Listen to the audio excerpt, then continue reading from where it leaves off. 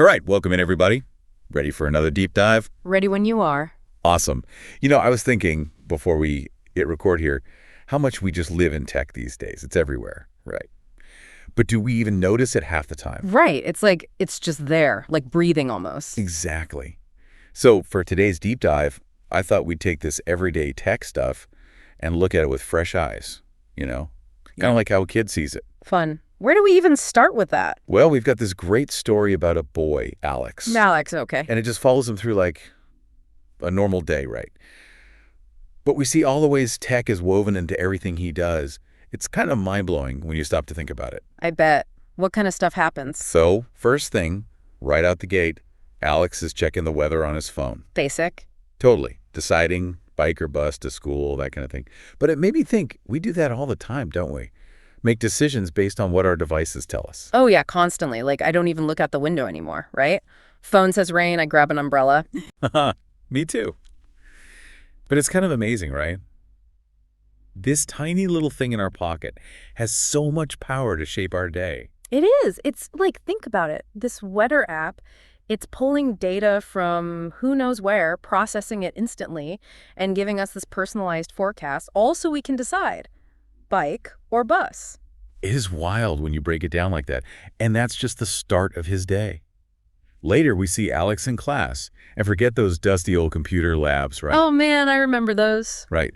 Now he's on a tablet, totally absorbed in these math games, learning and having fun at the same time. I mean, that's the dream, isn't it? Learning has to be engaging, or kids just tune out. For real. And the thing is, these games aren't just randomly throwing problems at him. They're actually designed to track his progress.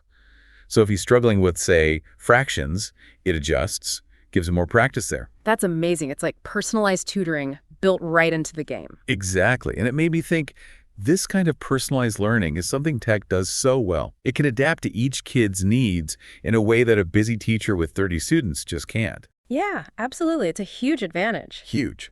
And it's not just about school, right? Later in the story, Alex is using the internet to help his little sister learn colors. Yeah. Watching these videos, it's super cute. Oh, that's adorable. And think about it. When we were kids, we had, picture books? Maybe a clunky old computer game if we were lucky. Right. Now, these kids have access to this insane library of information all at their fingertips. Which is both amazing and kind of daunting, right? Like, how do you even navigate all that? That's where I think the role of parents and teachers becomes even more important, helping kids develop those critical thinking skills, being able to sort through all the information and figure out what's reliable. Yeah, totally. It's not enough to just know how to use the tech. You got to know how to use it wisely. 100%. Okay, Yeah. Ready for the coolest gadget in this story? I was totally geeking out over this one. Lay it on me. So Alex has this smart speaker in his room. They call him Buddy. Like a little robot buddy. Kind of. It's like, those voice assistants everyone has these days? Oh, right.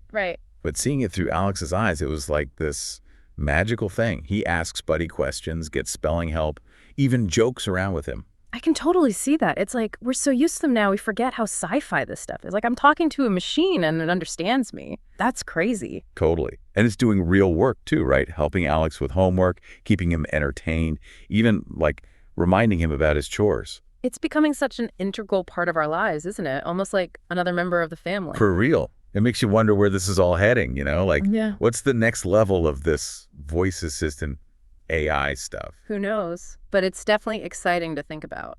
Absolutely. And then the thing is, this connectivity, it's not just about talking to robots, right? Alex also plays online games with his friends. They're strategizing, working as a team. Which is a skill in itself, right? That collaboration that's huge in the online world and in real life too. Totally. And the story contrasts this with his grandmother's old camera. She's showing him how it worked, and it's all slow, manual developing film. It's like a totally different world, right? Right. And it made me realize how much technology shapes our sense of time. Everything is instant now. We share photos instantly. We video chat with family across the world like Alex does in the story. Yeah, it's incredible. It shrinks the world in a way, doesn't it? It does. And I think that's something you probably relate to, listener, right? That desire to stay connected with people no matter the distance. It's something we all crave, I think, that sense of belonging. Exactly. And it's not just about connecting with people. Yeah. Right? This tech stuff also gives us power in other ways. Alex is learning to code in the story. He's building his own little game. Oh, wow. That's awesome. I tried that once. Coding, it fried my brain. Me too. Yeah. But imagine, like, as a kid, figuring that out, creating something from nothing, just lines of code. It's empowering, isn't it? It gives you the sense of control over the technology rather than just being a passive user. Exactly. And it's becoming such a valuable skill too, right? Like, coding is everywhere now. Oh, yeah. It's like the language of the future. Even if you don't become a programmer, just having some basic understanding of how it works, it opens up so many doors. For sure. And it's not all fancy coding stuff either. There's this great scene where Alex's dad is teaching him how to fix the remote control. Oh, the classic dad move. Love it. Right. But it's such a good lesson, understanding how things work, being able to troubleshoot. Absolutely. It's like instead of just throwing things away when they break, you can actually try to fix them. It's empowering and it's good for the environment too. Totally. But of course, with great power comes great responsibility, right? Yep. The story also touches on online safety. Yeah, that's got to be part of the conversation. Alex's mom is reminding him about being careful about what he shares online, using strong passwords, all that stuff. It's such a jungle out there, the internet. It's like you got to equip these kids with the tools to navigate it safely. For real. And it's not just kids either, right? We all need to be savvy about online safety. It's constantly evolving. New scams, new risks. Absolutely. And it's like you said earlier, it's about those critical thinking skills, not taking everything at face value, being skeptical, doing your research. Exactly. And that's something we all need to keep learning about, no matter our age. Lifelong learning, right. That's the key to it all. Couldn't agree more.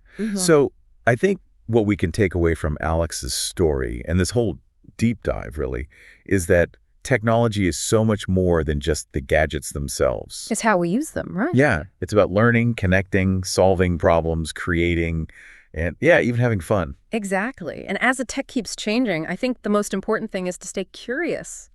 Keep exploring, keep asking questions. Totally. Like, who knows what amazing stuff is just around the corner, right? Right. And maybe, just maybe, we'll be ready for it. That's what I like to hear. All right, everybody, thanks for joining us on another deep dive. Until next time. See ya.